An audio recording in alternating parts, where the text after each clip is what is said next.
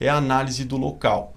Então, essa análise do local, as condições físicas e de acesso de materiais, de mão de obra, retirada de entulho, retirada de terra, compra de terra.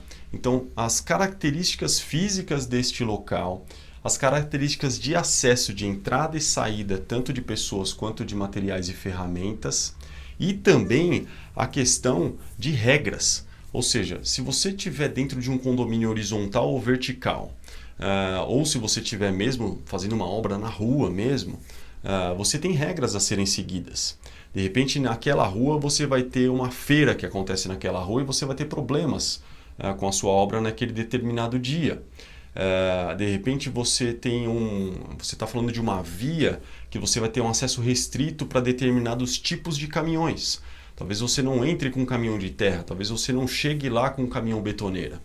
Tudo isso vai gerar características e condições para a sua obra que vai evitar, o conhecimento de tudo isso vai evitar que você tenha imprevistos lá na frente. Se você fez essa análise e você lá na frente está comprando concreto, você já sabe o que você tem que fazer. Agora imagina se você não fez essa análise, você previu a sua obra toda com caminhão betoneira, aí chega lá, olha, o caminhão betoneiro não entra aqui, porque a rua é muito estreita, ou porque o pavimento, se eu estou falando de um condomínio horizontal, existe muito isso. A pavimentação do condomínio horizontal, ela muitas vezes é feita para uso residencial. E o uso residencial é tantas toneladas por metro quadrado, que é bem diferente do uso para um caminhão betoneira que tem um peso muito maior.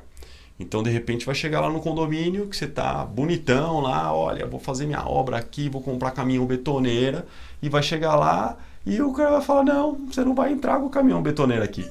Por quê? Porque o caminhão betoneira o nosso piso não suporta o caminhão betoneira, você vai ter que fazer o concreto em obra, em loco. E isso vai te dar uma outra perspectiva de prazo, vai te dar uma outra perspectiva de equipamento, vai te dar uma outra perspectiva de quantidade de mão de obra que você tem que ter. Então, olha como um detalhezinho pequeno pode acabar com o seu planejamento. Então, é muito importante que você tenha conhecimentos físicos do local onde você vai construir, tá?